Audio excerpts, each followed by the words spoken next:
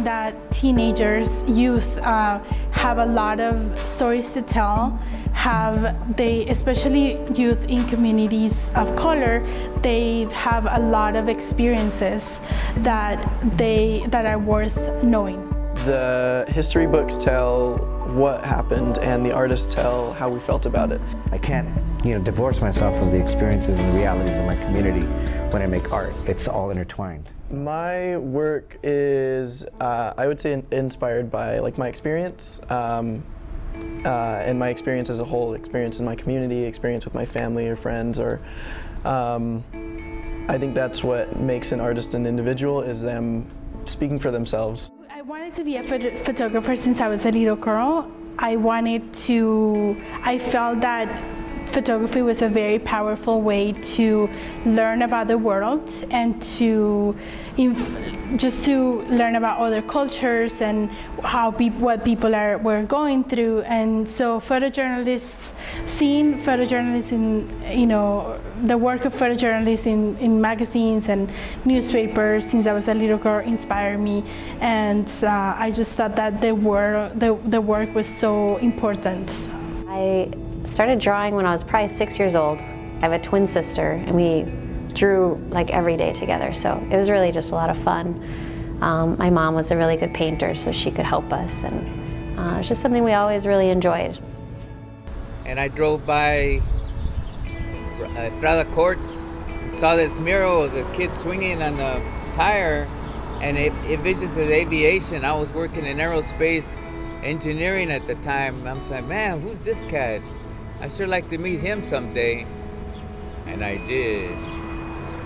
Well, I didn't grow up wanting to be a photographer, but I always enjoyed visiting car shows, meeting people, talking about their cars, passion for their cars and stuff like that.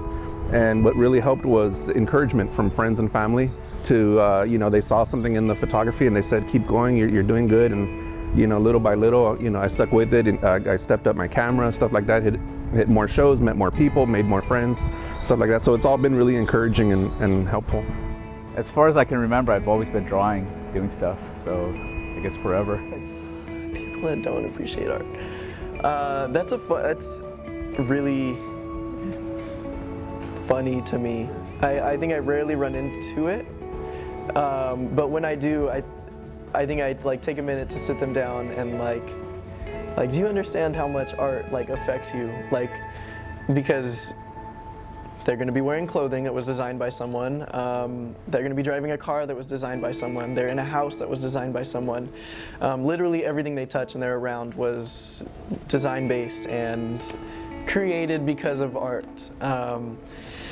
So I do think people really do underappreciate the art that, is around them. I think I'm privileged enough to be living in California in general, which is, the biggest industry of art. So it's a little more rare to run into it here, but somewhere in the South or back east or somewhere like that,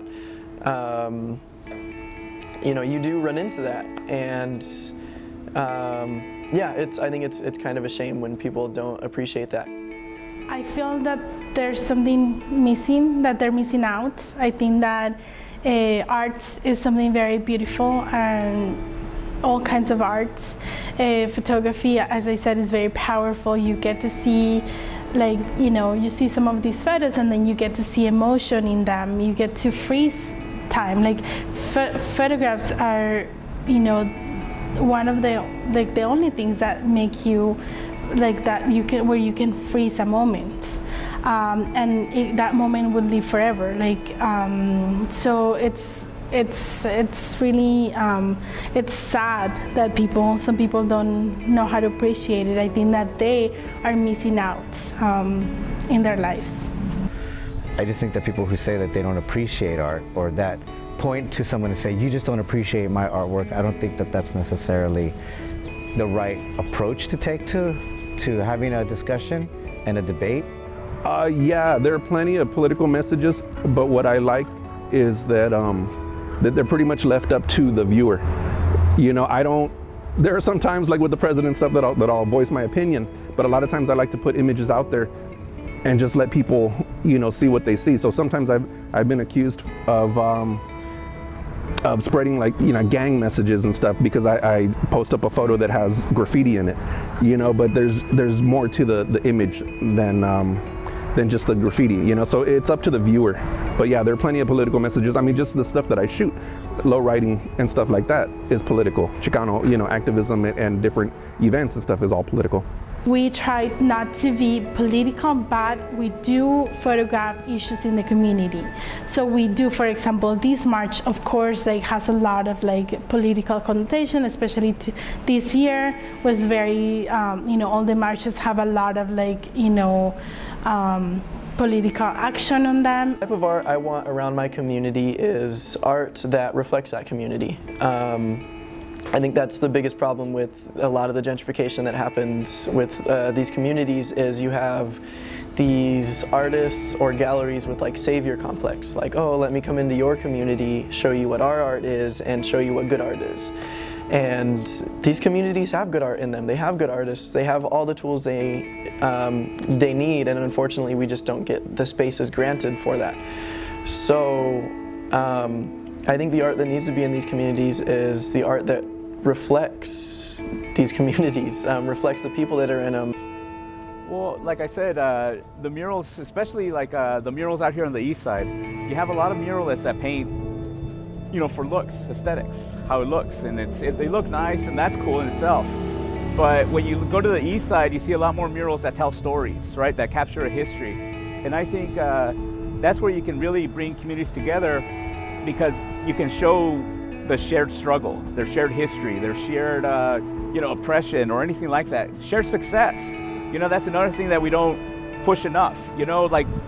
We have successes in the community. Why don't we put portraits of them up? I hope to see more artwork that engages cross generations, right? Cross issues, that it's not necessarily about monetizing work and artwork, but more about a process where it becomes a point of entry for communities to be able to talk and dialogue and build. The people that took those photos did all of us a favor, because they're teaching us with those images 50 years, 50 years ago. So I think images are a huge part in celebrating culture, teaching, and keeping it going, for the next generation and generations after that. We think of murals a lot of times as decoration, right? Just something nice to look at. But the way I see murals, they're reminders there. So when you see them, you should be able to say oh, if they did it, then we can do it, right? Or whatever struggle they had, it didn't end, in the 60s or 70s. It continues, and you're a part of it, and our kids will be a part of that. And so that's what I want people to get out of it. That they see it's an ongoing struggle, and that it serves as a reminder of if there's something that you don't like, do something about it. Don't just let it happen. I got to fly on a vacation to Barcelona. So I was exposed to culture, how they preserve old things. They admired art so much. And I think of Los Angeles and how